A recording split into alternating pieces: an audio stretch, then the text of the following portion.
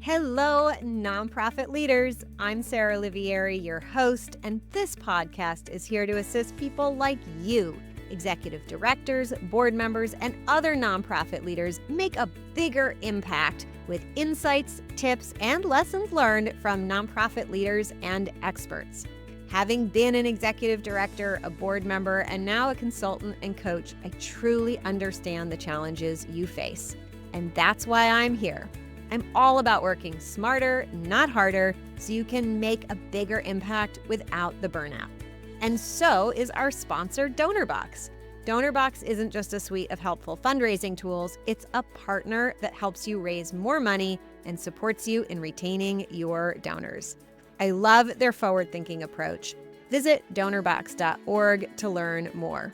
And don't forget to sign up for the Inspired Nonprofit Leadership newsletter, where you'll get bite-sized, actionable tips just for nonprofit leaders like you, delivered weekly to your inbox. Sign up at inspirednonprofitleadership.com/sign up. Okay, let's dive into today's episode. My guest for this episode is Lieve Hendren, who is an executive coach helping nonprofit leaders build relationships and launch or revitalize major donor programs. She's interviewed 420 plus philanthropists and specializes in campaigns ranging from $8 to $400 million. And she is the author of the Joyful Flow Formula, which I just started reading and we'll hopefully talk a little bit about today too, where she shares a 3-step method to replace burnout with inspired productivity. She has worked with organizations like Advent Health Foundation, Chicago Public Schools, Coca-Cola, and Save the Sound, and was part of the founding team at Predata, later acquired by Fiscal Note. She also holds a degree from Princeton, is a certified coach, and is pursuing a master's degree in neuroscience of mental health at King's College London. Welcome, Lieve. It's such a pleasure to have you on the podcast. And before we nerd out on nonprofit things, would you just share a little bit more about yourself personally to round yourself out as a whole person? Yes, thank you so much, Sarah. I'm delighted to be here, and I love how I am absolutely obsessed with inspired productivity. And this is the Inspired Nonprofit Leadership Podcast.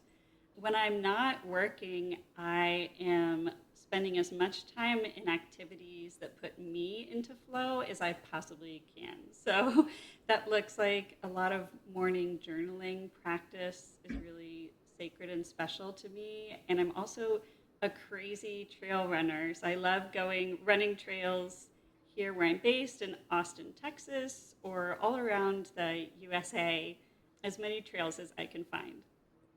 I love it. And are you a trail runner who wears like more traditional sneakers, or are you one of those like barefooty sneakers with like separate toes? I love that you ask that. I do have the Vibram toe separator shoes, but for ankle stability, I try to use that on flat trail. And then I have the Hokas that actually give you a little bit of ankle support Mhm. for my normal up and down trails. I love it. I am not a trail runner, but I know just enough to know that that's a thing. So let's dive into nonprofit stuff. And you and I had this conversation. We were at an event together recently, and we were talking about the challenge for those organizations who are kind of just getting started or reinitiating with major gifts and building those relationships, and how hard it is to get into the actual doing. Like, actually reaching out every day, actually like actively filling that pipeline with new people to reach out to, and then taking action and doing that. So I wanted us to talk about this today because I know this is such like a real problem, and you've seen it too. So let me just start with like, what have you seen related to this problem so we really understand what it looks like? I'm so excited that we can dive into this problem of just getting started, because I've worked with so many nonprofits of all shapes and sizes in getting a major donor program started. And now is the time. One of my favorite quotes is the best time to plant a tree was 20 years ago, and the second best time is now. And we're really seeing it in the climate, the value of diversifying a funding mix by having a vibrant major gifts program. However, what is that hiccup and that obstacle? Because at this point, most executive directors know this is something they should be doing, and most of them are not doing. And those regular strategy conversations that are required to happen on a weekly basis to build relationships often end up being the very first thing to get cut off the calendar. Mm. So, my book, The Joyful Flow Formula, talks a little bit about how to overcome that procrastination hurdle and why it is there, this kind of subconscious procrastinator that might be sabotaging a major donor effort. And so the good news is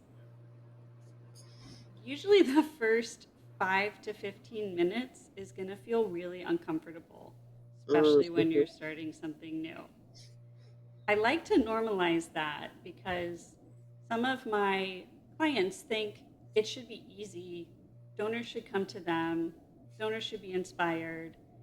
But it just isn't easy until you've really been doing it for a long time. And then the second kind of subconscious procrastinator is you aren't exactly sure what to do, so you Mm. don't even start. And that's Yeah. where I think it can be really helpful to time box, give your brain, give your team very specific instructions, and do not have it focus on the dollar goal Yeah. from the start. Have it focus on time, on number of reach outs, on fun, creative ways that you can connect, but take the pressure off when you're just getting started of the dollar goal, because the reality is if you're really just getting started, it's going to take 12 even to 24 months to start getting those gifts, meaningful gifts, into the door. Yeah. So many things I'm thinking of, even just in that. One is before we hit record today, I was telling you about my new chair. And I think, for that discomfort for me, that's part of getting into flow is I had an uncomfortable chair and it was a little like, and so I'd be in that like moment of discomfort trying to get into flow. But the reality is my chair was actually going to continue to be uncomfortable the whole time. And I was looking this, I kind of recognized, and I bought a new chair that was the most expensive chair I've ever purchased in my life. But it's about, eliminating those obstacles. And for me, like that chair was becoming a really real thing preventing me from getting into flow and causing me like, oh, maybe I'll sit somewhere else. Maybe I just need to make some tea. Maybe I need to do, this or that so that I can get into flow. And then before I know it, like an hour has gone by and right. And I could have done the thing already. So I'm thinking about those things.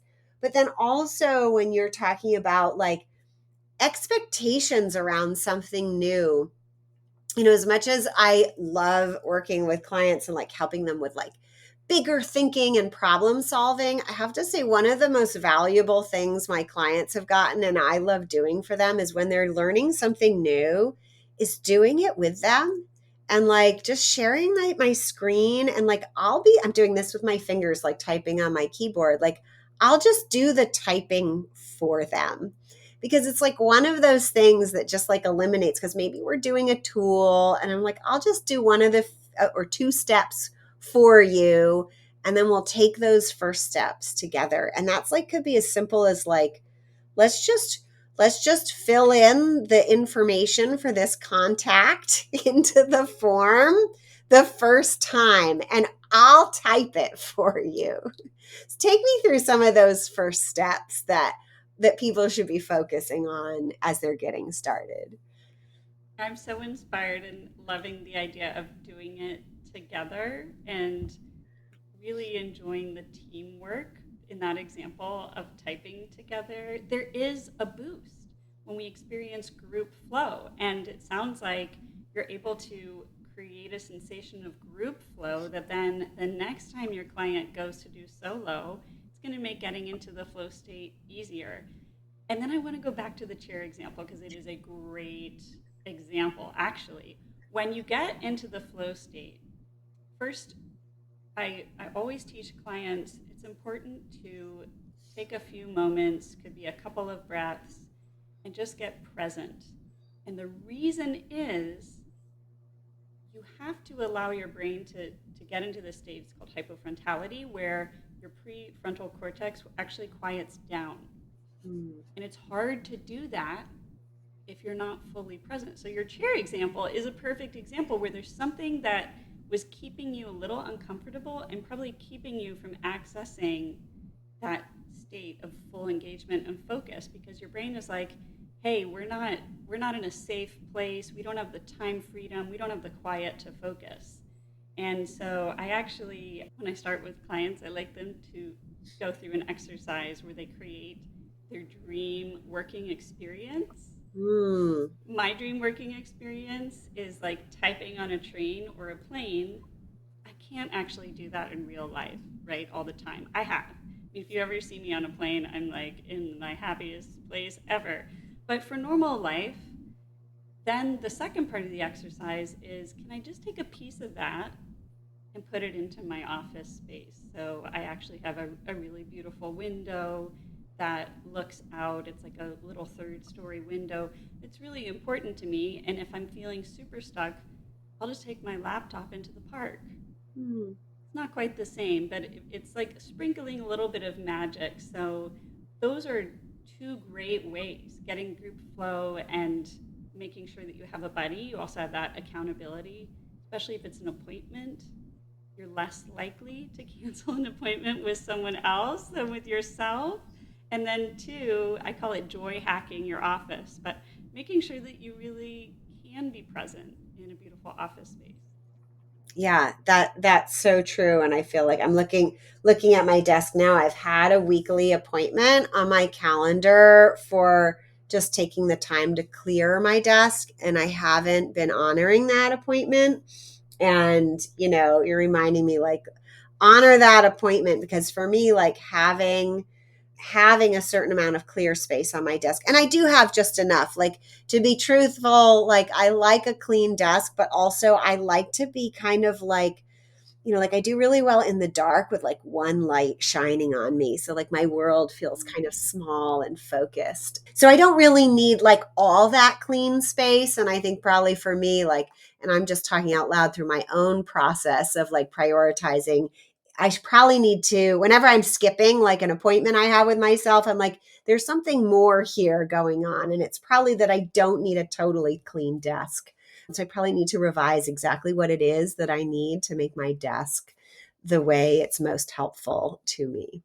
And I love it. Sounds like your dream workspace is very cozy, calm, quiet vibes. I kind of see Yeah. that even in how you've architected the space with the little lights. So it's really beautiful how you can bring that to life.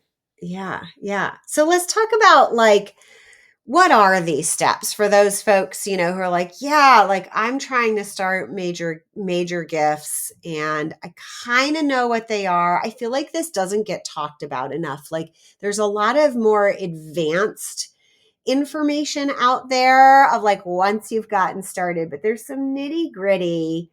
And I don't know what you feel, but I feel like so often one of the kind of things that people distract them with is, I need a CRM and I need it like, all set up perfectly. And I need all this like story material and branding material. And I see you shaking your head no. Set the record straight, Lieve. What do we really need to get started? The number one excuse that I hear is I need shinier, better marketing materials. Mm-hmm. And that is just patently not true. So let's start with that piece. Because when I do campaign feasibility studies or I'm testing these non-traditional gift opportunities, I actually leverage the fact that there is no case for support. as a way to get better buy-in from the potential donor. So here's how Meaning you this works. have to meet with me because I have nothing to send you. Something Yes, like that. Yeah. yes, exactly. But it really also authentically invites the donor to be part of the conversation, right? Yeah. And it's a way of embodying this adage that we all know: we ask for advice first before we ask for a gift. So if you really can make yourself vulnerable enough, because you're going to receive critical feedback. But if you can prepare for these conversations by already seeing the value of getting critical feedback up front, so then you can address it when you go to the donor with a specific case for support or a proposal, whatever that might be. That's why I always recommend not bringing those fancy, shiny marketing materials in to meet with the donor. Because when they see that, they know they don't actually have that opportunity to Yeah.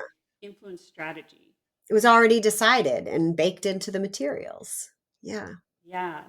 And then And the what I, other piece yeah, with the go ahead. CRM, sorry, is just really important to have those brainstorming conversations with your board and make sure that everybody on your board, people on staff who might be getting ready for donors, everyone knows who's in their portfolio. You maybe Mm, don't even need to use that, but you don't need anything more than an Excel spreadsheet at the very, very start to be tracking who are the couple of people that I'm going to make an intro with, who are the people where I'm trying to build a relationship, trying to cultivate, and then if your program has been going for a while, who are the people the next quarter where we want to make an ask? And the reason that the board is so important to get involved is because I always say fundraising really is a team sport. And you want to make sure, even if you have a board member who isn't necessarily bringing new contacts, although we hope everyone can introduce to their network, that they still have an opportunity to help cross pollinate relationships and build a relationship that's not one to one with a donor, but many to one. So before you ask for a gift, your donor knows 7 people mm. at your organization. I love that. And I want to bring in because, you know, and those folks who've listened to me for a while know that I have some feelings about boards, but my true feeling about boards and fundraising is really what you said. It is a team sport that everybody should be playing. So when I think about like who should be involved in understanding who your network is, building your network, communicating with your network, I'm thinking every staff member, every volunteer, every board member. So it's not to me like just the board, it's like everybody who cares about your organization. And then as you bring in donors, your most dedicated donors, like we talk about, we want people to give recurring. Well, to me, the next step is always like be referring, right? So that they are part of your team, right? When your donors, it's what I think when we talk about like sometimes people think of major gifts as not as scalable, but it is actually highly scalable in my opinion, because when you cultivate a great donor relationship, they start doing the fundraising work for you, right? They start bringing in their connections, they warm them all up, build that relationship. And that's highly scalable because they are bring added fundraising capacity as well as fundraising dollars. Can I share one of my favorite board tricks that I use to trick Yeah. boards to be more comfortable in fundraising? So often when meeting with a client, we kind of kick off a project with a strategic visioning session, right? Where we want to make sure that there's input alignment across the executive team, programs, the board on what are we doing, whether it's a strategic plan, a campaign, a special initiative. And I love to start those workshops with an icebreaker where I just have everybody go around the room and say, why are you still passionate about Mm. this organization? And the reason I'm bringing this into you, Sarah, is because that actually is the elevator pitch. So we start the role play about how do we talk about this initiative? How are we going to open doors? from just that simple elevator pitch. Why? Because it's the most effective and the most authentic. You don't want board members worrying about, do they remember these 5 impact stats? They can always say, hey, you want to learn more, talk to a staff person. I'll send you the impact stats. But it's that just open-hearted ability to share your passion that is going to inspire someone. Yeah. Yeah, I love that. And I think, going back to what you've heard, like, I need the fancy marketing materials, right? Like, relationships begin with authentic conversations, not fancy marketing materials. I mean, imagine if you went on a date and you handed somebody, like, this is my brochure about me, right? Like, that would not go over very well. Like, excuse me, your date would be like, oh my God, get me out of here. This person's like really bizarre. And that's weird that they brought a brochure to the date. Like, I think, but that's like, it sounds silly when you put it in that context, but that's literally how we try to open donor relationships sometimes. I love that you're using that analogy because I use the dating analogy too a lot. And I use it to really help boards understand that 12 to 24-month timeline. Because what I see happening a lot is 12 months in to the dating relationship, there's an ask, and then the gift comes in the form of what I would call a token gift, meaning Mm-hmm. it's like a little test. I call it the toe in the water. Toe in the water. I love it. Yes, they're dipping their toe in the water. And then sometimes folks can get discouraged. Well, why did the gift come in so low? No, it's because the first ask for commitment is not the wedding ring. We Coffee need date. more time to get to that point. The first ask for commitment is like, are we going to try to see if this works? Are we going to date in a committed relationship here? And then maybe the next round, we'll work up to the wedding ring. So I love the dating analogy. Yeah, yeah. And they're waiting to see what happens too, right? They're testing for safety. So if you then treat that token gift or the toe in the water poorly, they might not want to do it again. Well, and I'm happy you shared that example because I recently was working with a client and they said, oh, the gift only came in below our major gift threshold. So I don't think we need to do a special thank you. And that is a really easy trap to fall into. And I'm just going to urge folks to realize absolutely not. They still need a plan, best practice of at least 7 creative thank yous across the organization because you're continuing to invest in them. So you don't want to meet a toe in the water gift with then stewardship that is communicating to them they're really not as valued as maybe they thought. Mm-hmm. Yeah, so important. And glad you brought that example up. I'm curious about your opinion on having thresholds for what's a major gift and what's not. Oh my gosh, that's such a fun question. Well, I really think about relationship building and moves management again in terms of this portfolio structure where Mm-hmm. you always want to have everyone appropriately in some kind of a waiting room. And so everyone gets a baseline level of nurturing, reach outs, being informed. I think we have the tools and technology to do that now across for most of the nonprofits, whether they're small or whether they're big. And then it empowers people who are with a fundraising portfolio to really hone in and focus so that they don't feel stretched, like they have to make thousands of quality contacts to build a relationship. We don't want that overwhelm to happen, but we do want about 20 to 20 to 25 people actively getting thoughtful stewardship touch points Yeah, every quarter. yeah. Yeah, I think so. What you're saying, I think, is it's about building relationships. It's not about the exact dollar number of one gift. Exactly. Yeah, yeah. And I love that example. I actually had a client who'd asked me, about we have technology to, right, have more touch points with people. And they'd start putting together a weekly newsletter and they're like, well, should I just send it to my major donors? I'm like, send it to everybody, right? If it's an email newsletter, like there's really no big difference. But then to your major donors or those folks you want to have, I call them high touch relationship donors, those who you're focused on to really be high touch, call them or send them an individual email saying like, hey, did you get the newsletter? What did you think? Or I thought you'd really like this point. I wanted to, make sure you saw it, right? That individual touch becomes that extra thing that is not, you can't just as easily make a phone call to everybody on your list as you can send an email to everybody on your list.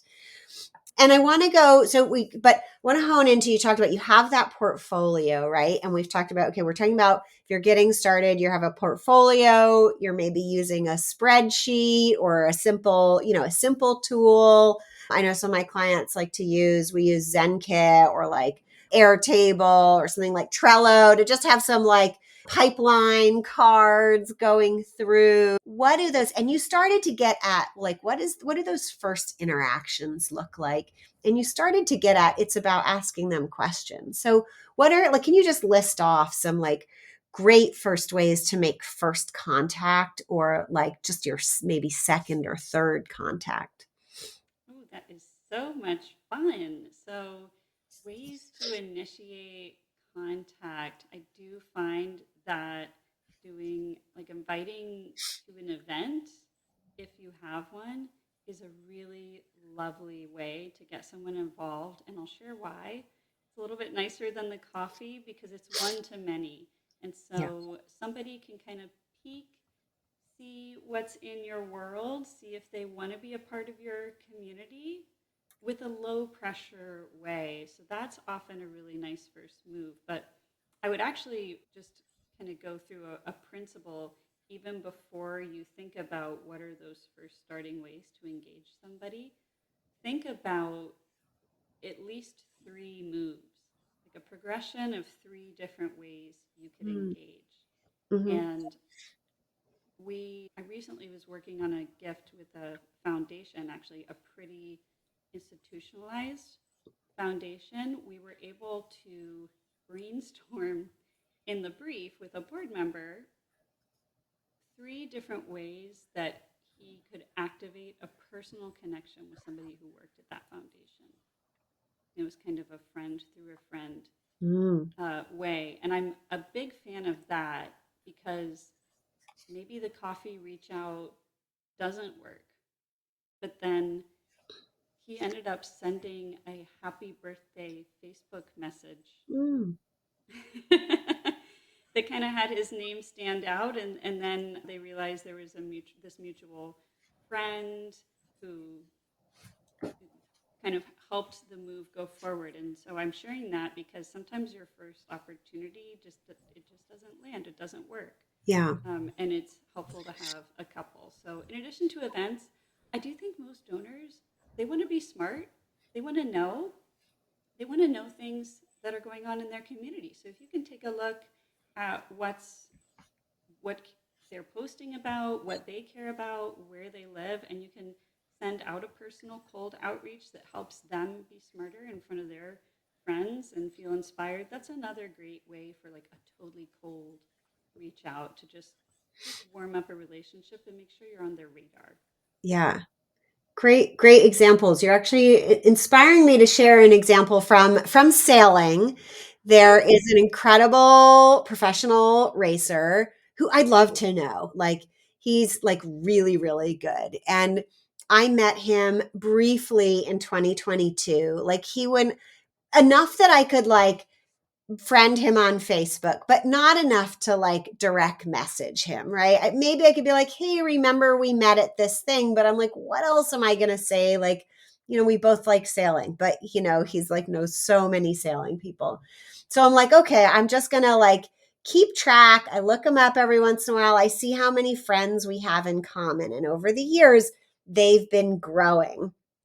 So then more recently, I learned that one of my a sailing coach who I do know well and can like text questions to, he now I know is really good friends with this guy. I'm like, so okay, so I'm a bit closer, right? But we're now that's like 2022 to 2025.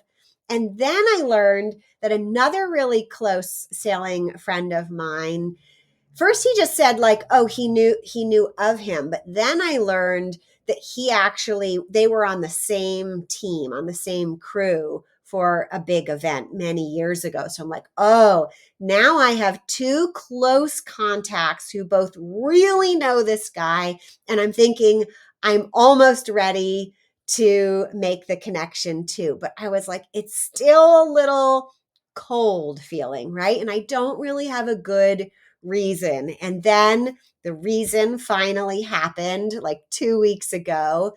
A woman driver of a sailboat was the first to place first place in the world championships for this type of sailboat called a J70, which is one size smaller from the boat I raced.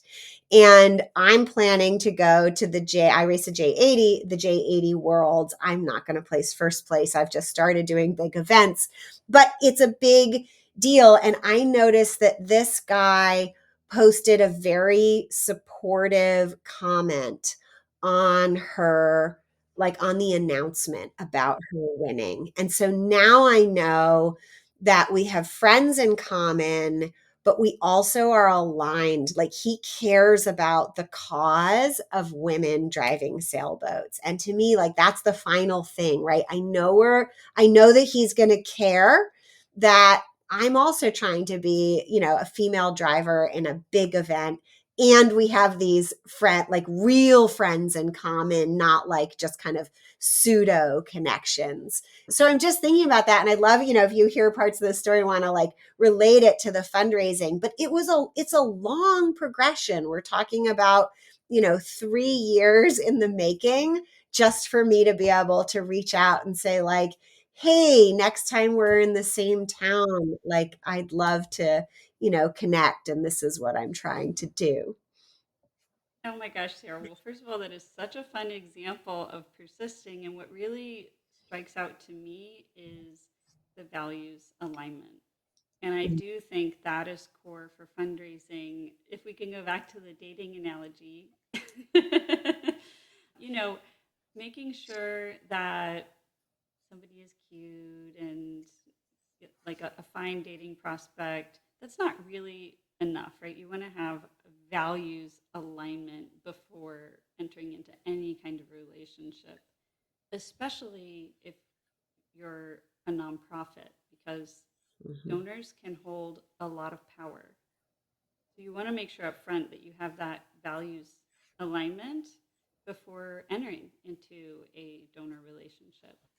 And I think that this is where those second moves, as you're kind of going on getting to know each other, are really important. And I'm a huge fan of making sure that you really practice active listening. Ideally, like the first 2 to 3 times you're meeting a new donor before you start doing any asks. You want to make sure that you're really hearing them correctly, you're understanding their core values, how your nonprofit and how your community can be aligned with their goals. And when you take time to do that up front, the gift ask is very easy. It's natural. It's a total natural progression because they see how your nonprofit and your community is the right giving vehicle for their generosity and their impact. So you don't want to be in the position where it's switched, you're asking a little bit too early, and then you realize, oh, there's going to be a really long gift negotiation period because actually you weren't totally aligned Yeah. on your values, and they now are putting in these back end demands that may or may not fit with what your board envisions. Yeah. And that's so, so important. I'm going to say this just for everybody out there listening. Feel free to repeat it if you feel strongly to, but you do not want out of alignment donors for any dollar amount in the whole world.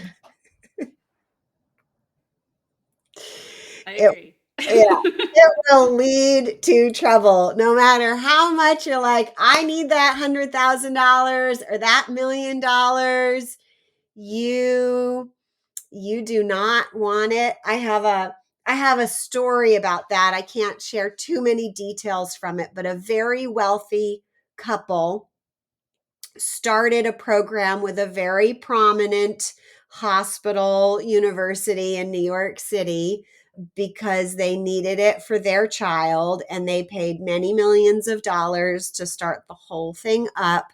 They were not in alignment with how the professionals running the program felt about how the services should be done. But they were like, oh my God, where else are we going to have the opportunity to have so many millions donated to start a program that was much needed for many kids? And because they were not in alignment, the program suffered from so much pain and suffering, and then closed within 2.5 years. Because there was just no alignment. The donors were not happy. They pulled out. The staff was miserable. And basically, even though the program had hired like the best of the best professionals in this space, it was a program for people on the autism spectrum. It was basically not a very good program because those staff, even though they were incredible experts, were suffering in their roles because of all the friction and were not able to be at their best in the program. That So, makes me so sad to hear. And yeah.